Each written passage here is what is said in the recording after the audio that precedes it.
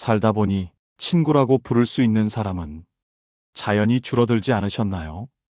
누가 잘못해서도 아닙니다. 큰 사건이 있었던 것도 아닙니다. 그저 시간이 지나고 나니 자주 보던 얼굴이 하나둘 사라졌을 뿐입니다.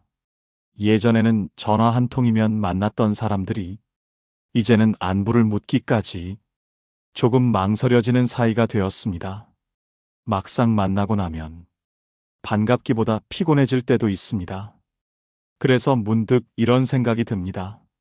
사람이 줄어든 게 아니라 내가 사람을 가리게 된 건 아닐까 하고 말입니다. 젊을 때는 관계가 많을수록 든든하다고 느꼈습니다. 누가 불러주고 누가 필요로 해주면 내 자리가 분명한 것 같았으니까요. 하지만 어느 순간부터 많은 관계는 힘이 되기보다 소음이 되기 시작합니다. 웃고 돌아오는 길에 괜히 마음이 지치는 날이 늘어납니다. 그때 우리는 처음으로 비교하게 됩니다. 계속 곁에 있는 사람과 자연스럽게 멀어진 사람을 말입니다. 그리고 깨닫습니다. 모든 만남이 끝까지 갈 필요는 없다는 걸 말입니다. 쇼펜하우어는 인간관계를 아주 냉정하게 바라봤습니다. 인간은 본래 이기적이며 대부분의 관계는 필요해서 시작된다고 말했습니다. 그래서 그는 사람을 쉽게 믿지 말라고 했습니다. 대신 이런 질문을 남겼습니다. 이 사람은 나와 함께 있는가? 아니면 나를 사용하고 있는가? 이 질문을 마음에 품는 순간 관계는 달라집니다. 붙잡던 손을 내려놓을 이유가 생기고 끝까지 남아있는 얼굴이 보이기 시작합니다. 오늘은 사람을 더 모으는 이야기가 아닙니다. 사람을 정확히 남기는 이야기를 풀어봅니다. 인생 후반에 꼭 곁에 두어야 할 사람은 어떤 사람일까요? 쇼펜하우어는 차갑게 인간을 관찰했지만 그의 통찰은 우리를 자유롭게 만듭니다. 진실을 아는 것만으로도 더 이상 혼자 싸우지 않아도 되니까요. 쇼펜하우어와 함께 읽는 관계의 진실, 구독과 좋아요로 함께 시작해주세요. 1장. 술자리는 다 오는데 장례식엔 안 오는 사람. 김영수 씨는 모임이 많은 사람이었습니다. 전화만 하면 사람들이 모였습니다. 생일이면 술상이 펴졌고 회갑 때는 자리가 모자랄 정도였습니다. 그런데 어느 날 그는 병원 복도에 혼자 앉아 있었습니다. 아내 수술 동의서에 사인을 하고 의자에 앉아 천장을 보던 날이었습니다. 그날 전화는 거의 오지 않았습니다. 단체방은 조용했고 늘 먼저 오던 사람들은 바빴습니다. 며칠 뒤 장례식장에 갔을 때도 비슷했습니다. 술잔은 늘 함께 들던 사람들이 그날은 보이지 않았습니다. 대신 이름만 아는 조문객 몇 명이 형식처럼 고개를 숙였습니다. 그때 김영수 씨는 웃지 못할 생각을 했다고 합니다. 술값은 내가 냈는데 정작 인생의 무게는 혼자 들고 있구나 하고 말입니다. 이 이야기를 들으면 처음엔 씁쓸하다가 곧 고개를 끄덕이게 됩니다. 우리 대부분이 비슷한 장면을 이미 한 번쯤은 겪었기 때문입니다. 심리학에서는 이런 관계를 쾌락동반 관계라고 부릅니다. 즐거움이 있을 때만 유지되는 관계입니다. 미국 사회심리학 연구에서도 사람들은 기쁨의 순간보다 고통의 순간의 관계를 더 많이 정리한다고 말합니다. 즐거움은 함께 나누기 쉽지만 고통은 요금이 비쌉니다. 그래서 많은 사람들은 그 계산서 앞에서 조용히 사라집니다. 쇼펜하우어는 이 모습을 아주 짧게 잘라 말했습니다. 인간은 고통 앞에서 자신을 먼저 보호한다고 말입니다. 그래서 그는 사람이 많다고 안심하지 말라고 했습니다. 웃음이 많다고, 관계가 깊다고 착각하지 말라고 했습니다. 술자리에 늘 오는 사람보다 아무 일 없는 날 조용히 안부를 묻는 사람이 훨씬 드문 사람입니다. 여기서 중요한 건 누가 나쁘다는 이야기가 아닙니다. 인간이 그렇다는 이야기입니다. 그리고 그 사실을 이제는 받아들여도 된다는 이야기입니다. 오늘 우리가 기억해야 할 한 문장은 이것입니다. 즐거울 때 함께한 사람보다 아무 일 없을 때 남아있는 사람을 곁에 두십시오. 그 한 사람이면 인생 후반은 충분히 견딜만해집니다. 2장. 축하한다고 말하면서 눈은 웃지 않던 사람. 타인의 불행에는 연민이 따르지만 타인의 행복에는 질투가 따른다.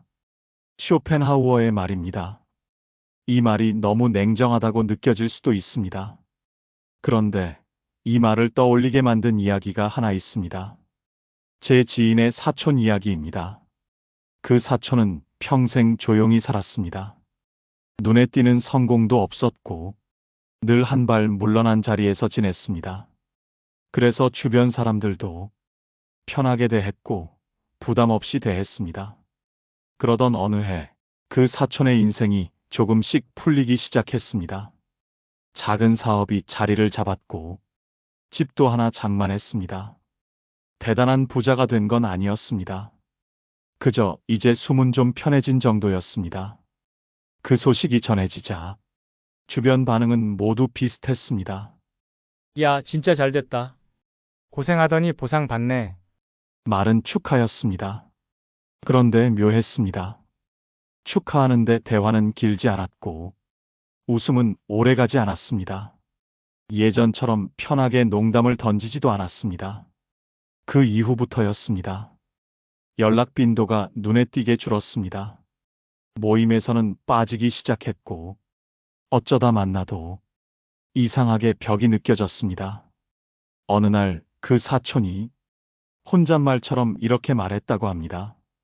내가 잘못한 건 아닌데 괜히 미안해진다고 말입니다. 이 지점에서 많은 분들이 고개를 끄덕이실 겁니다. 이상하게도 사람은 힘들 때보다 잘 될 때 관계가 더 바뀝니다. 옥스퍼드 심리학에서도 이 현상을 설명합니다. 사람은 타인의 성공을 자기 삶의 비교 대상으로 삼는 순간 무의식적인 불편함을 느낀다고 말합니다. 그래서 거리부터 조절합니다. 쇼펜하우어는 인간은 본질적으로 비교하는 존재라고 말했습니다.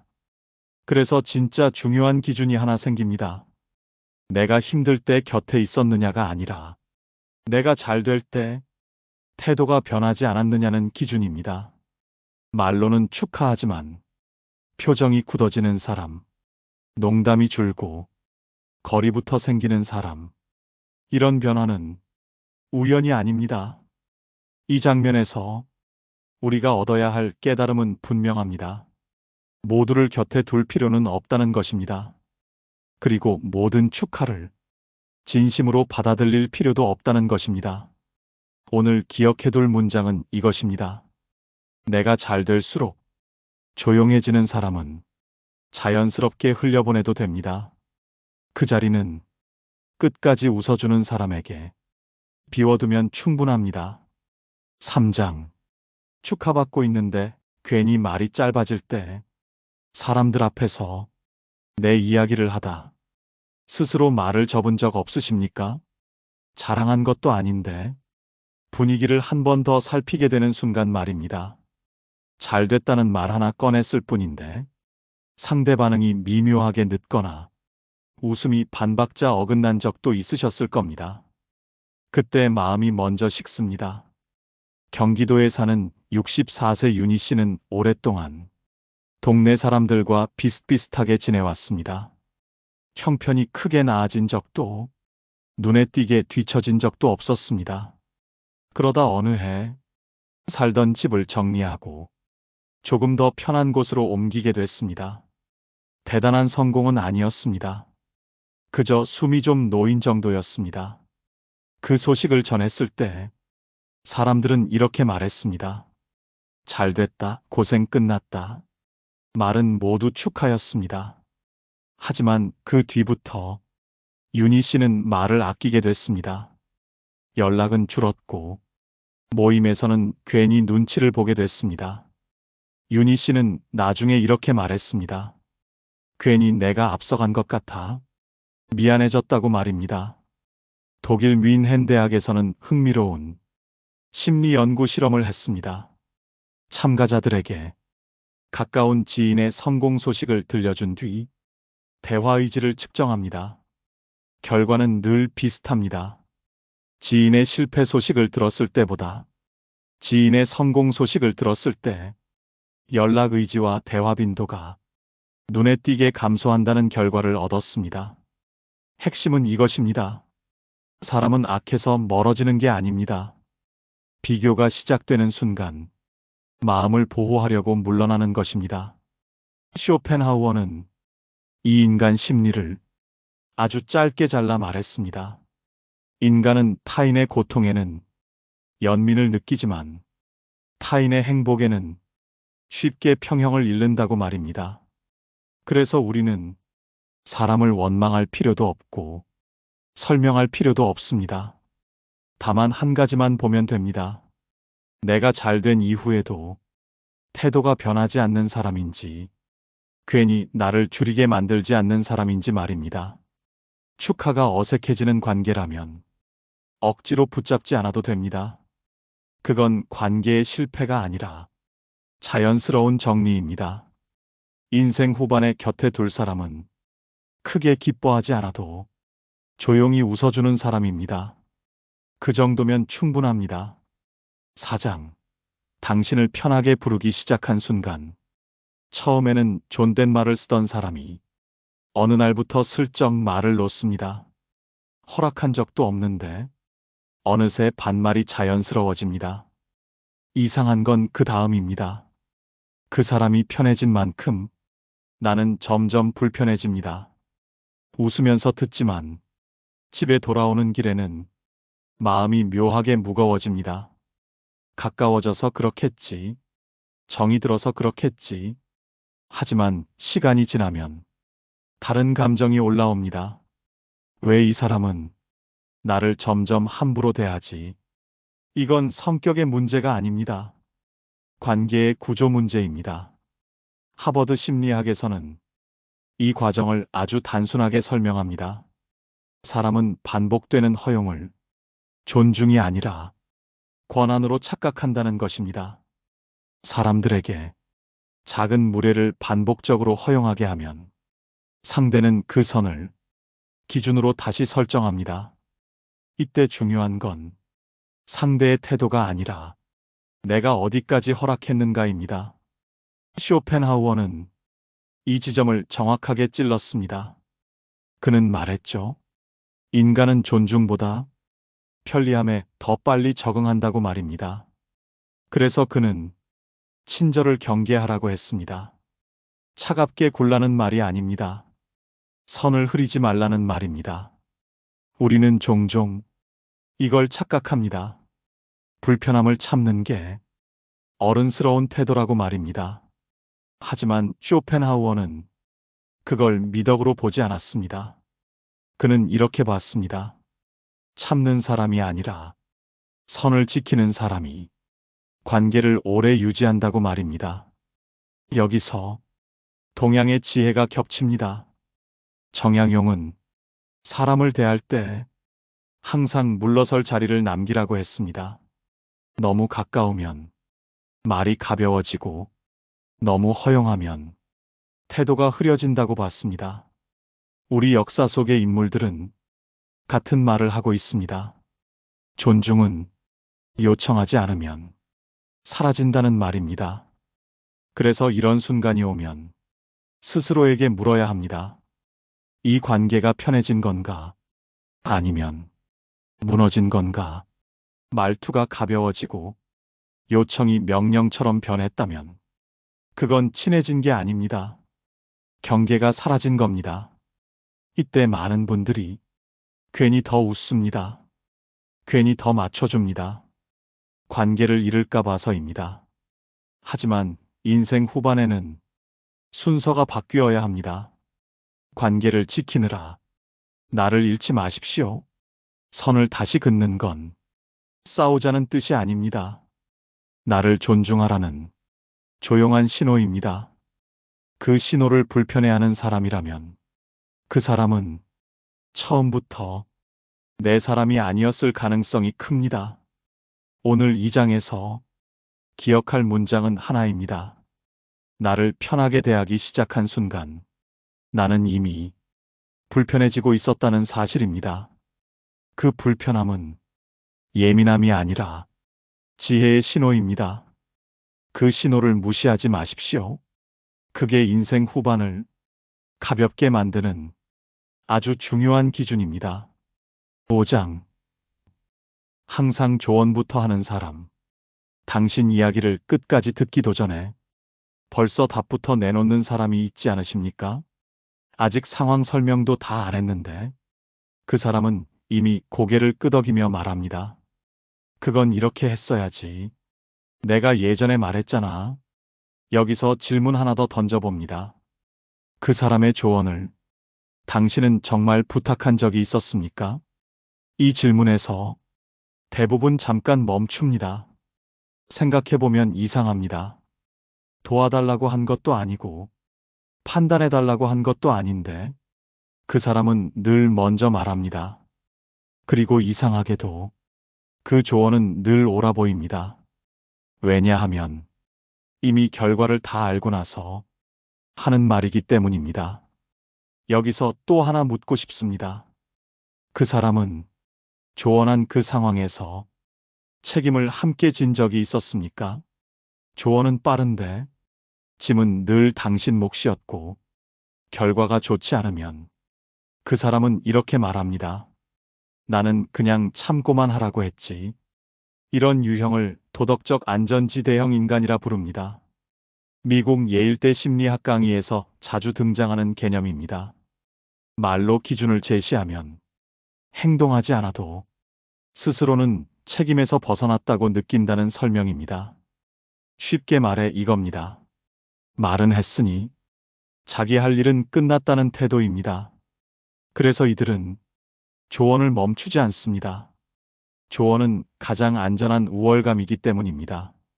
실패해도 다치지 않고 성공하면 자기 말이 맞았다고 말할 수 있으니까요. 쇼펜하우어는 이 인간형을 아주 싫어했습니다. 그는 말했습니다. 가장 견디기 힘든 사람은 고통을 겪지 않으면서 지혜로운 척하는 사람이라고 말입니다. 그는 조언보다 더 중요한 걸 하나 보라고 했습니다. 그 사람이 얼마나 많이 말했는지가 아니라 얼마나 감당해봤는지를 보라고 했습니다. 여기서 정약용이 정확히 이어봤습니다. 정약용은 말이 앞서는 사람보다 책임을 먼저 지는 사람을 곁에 두라고 했습니다. 말은 누구나 할 수 있지만 감당은 아무나 못한다는 뜻입니다. 신사임당도 같았습니다. 그는 누구의 삶도 함부로 고치려 들지 않았습니다. 대신 자기 삶을 정갈하게 살았습니다. 그래서 그의 말은 적었지만 무게는 남았습니다. 그래서 인생 후반에 이 질문 하나면 충분합니다. 이 사람은 내 인생에 조언을 얻는 사람인가? 아니면 무게를 함께 드는 사람인가? 조언부터 하는 사람은 대개 가장 안전한 자리에 서 있습니다. 그래서 가장 먼저 말하고 가장 먼저 빠집니다. 그런 사람 곁에서는 당신만 점점 지칩니다.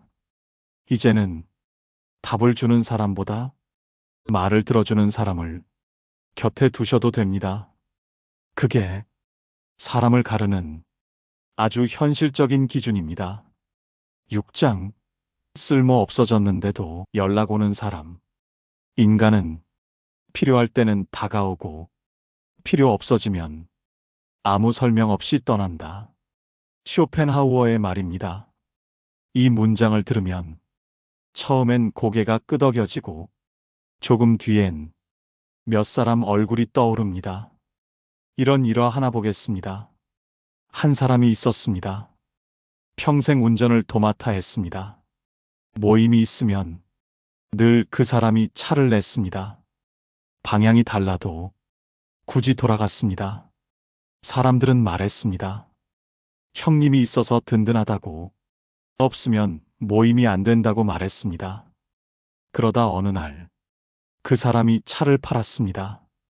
몸도 예전 같지 않았고 이제는 쉬고 싶었기 때문입니다.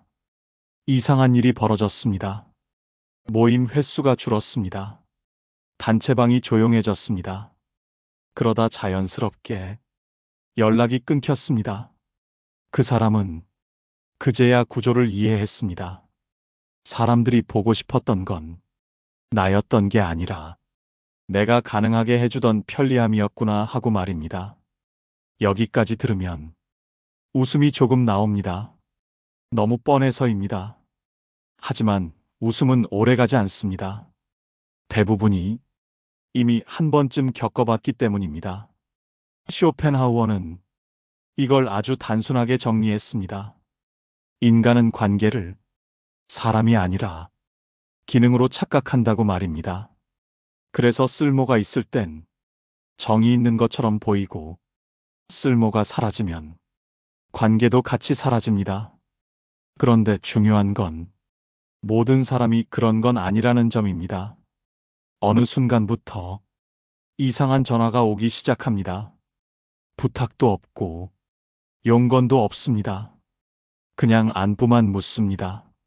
처음엔 의심이 듭니다. 곧 뭘 부탁하려는 건 아닐까. 하지만 그런 말은 나오지 않습니다. 그냥 요즘 어떠냐고만 묻습니다. 이 지점에서 관계의 본질이 갈립니다. 심리학에서는 이 차이를 아주 명확하게 설명합니다. 하버드 사회관계 연구 설정에 따르면 사람은 상대가 더 이상 자신에게 실질적인 이익을 주지 못할 때 관계를 유지할 이유를 다시 계산한다고 합니다. 그 계산 이후에도 연락이 이어지는 관계는 이미 목적이 아니라 정서로 유지되는 관계라고 설명합니다. 옥스퍼드 관계심리 강의에서도 비슷한 결론이 나옵니다. 필요가 사라진 뒤에도 관계가 유지되는 경우는 전체의 극히 일부이며 그 관계가 가장 오래 간다는 설정입니다. 쇼펜하우어는 바로 이 소수를 인생에서 가장 귀한 사람이라고 봤습니다. 욕망이 끝난 자리에서 남아있는 것은 계산이 아니라 선택이라고 했습니다. 그래서 인생 후반에는 기준이 달라져야 합니다. 나를 필요로 하는 사람이 아니라 나를 선택하는 사람을 곁에 두어야 합니다. 부탁이 없는데 연락 오는 사람, 쓸모가 없어졌는데도 안부를 묻는 사람, 그 사람은 당신의 기능이 아니라 당신 자체를 보고 있는 사람입니다. 이제는 사람이 줄어드는 게 이상한 일이 아닙니다. 오히려 정상입니다. 쓸모가 사라질수록 진짜 관계만 남기 때문입니다. 그래서 오늘의 깨달음은 이것입니다. 쓸모 없어진 뒤에도 곁에 남아있는 사람은 이미 인생의 끝까지 함께 갈 사람이라는 사실입니다. 7장 사람이 줄었는데 인생은 조용해진 이유. 카페 구석자리에서 한 사람이 혼자 커피를 마시고 있었습니다. 창가 쪽이었고 밖은 조금 소란스러웠지만 그 테이블만은 이상할 만큼 조용했습니다. 그 사람은 휴대폰을 내려놓고 아무것도 하지 않았습니다. 누구에게도 메시지를 보내지 않았고 누구의 답장을 기다리지도 않았습니다. 그저 커피가 식는 속도를 천천히 바라보고 있었습니다. 이 장면이 이상하게 낯설지 않습니다. 예전에는 혼자 앉아 있으면 괜히 불안해졌을 자리입니다. 누구라도 불러야 할 것 같고 이 시간을 채워야 할 것 같았던 자리입니다. 그런데 지금은 다릅니다. 조용한데 허전하지 않습니다. 혼자인데 외롭지 않습니다. 이 순간에 많은 분들이 자기 자신을 떠올리실 겁니다.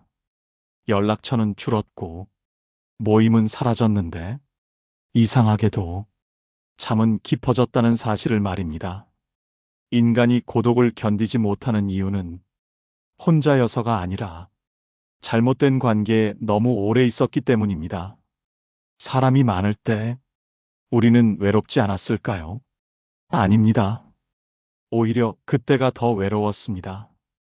웃고 떠들었지만 집에 돌아오면 지쳤고 사람들 사이에 있었지만 정작 나 자신은 거기 없었던 순간들이 많았습니다. 그래서 인생의 어느 지점에 이르면 몸이 먼저 반응합니다. 약속이 줄어드는데 마음이 가벼워집니다. 사람이 떠나가는데 숨이 트입니다. 이건 실패가 아닙니다.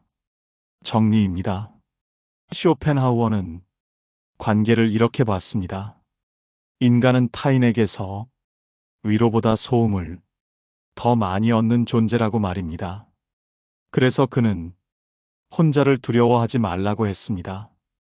오히려 혼자 견딜 수 없을 만큼 사람에게 매달리는 상태를 경계하라고 했습니다. 이 장면에서 우리는 중요한 사실 하나를 깨닫습니다. 사람이 줄어든 게 아니라 소음이 줄어든 것입니다. 의무처럼 나가던 자리, 피곤한데도 웃어야 했던 관계, 괜히 설명하고 괜히 맞춰주던 대화들이 하나씩 사라진 것입니다. 그 자리에 남은 건 정막이 아니라 여백입니다. 이 여백이 생기자 비로소 내 생각이 들리고 내 감정이 돌아옵니다. 내가 어떤 사람인지, 어떤 관계를 견딜 수 없는지 이제야 보이기 시작합니다. 쇼펜하우어는 이 상태를 성숙이라고 불렀습니다. 고독을 선택할 수 있을 때 비로소 인간은 자기 자신과 함께 있을 수 있다고 말했습니다. 그래서 인생 후반에는 기준이 바뀌어야 합니다. 얼마나 많은 사람이 남았느냐가 아니라 얼마나 조용해졌느냐가 더 중요해집니다. 사람이 줄었는데 마음이 편해졌다면 그건 잘못된 게 아닙니다. 이제야 맞는 속도로 살고 있다는 증거입니다. 오늘 이 영상의 끝에서 이 말 하나만 마음에 남기셔도 충분합니다. 사람이 떠난 자리는 공백이 아니라 회복입니다.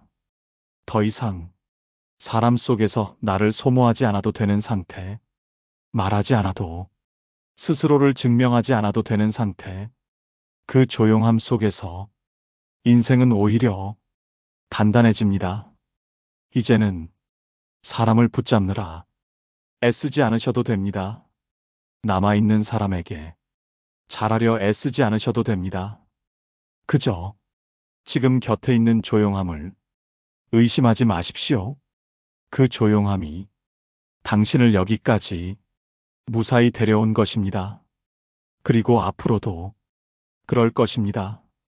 이것이 쇼펜하우어가 말한 인생 후반의 자유입니다. 이제 정리할 시간입니다. 사람이 줄었다는 사실을 부끄러워하지 마십시오. 그건 실패가 아니라 선별의 결과입니다. 젊을 때는 많은 관계가 나를 증명해주는 것 같았습니다. 하지만 인생 후반에는 적은 관계가 나를 지켜줍니다. 쇼펜하우어는 말했습니다.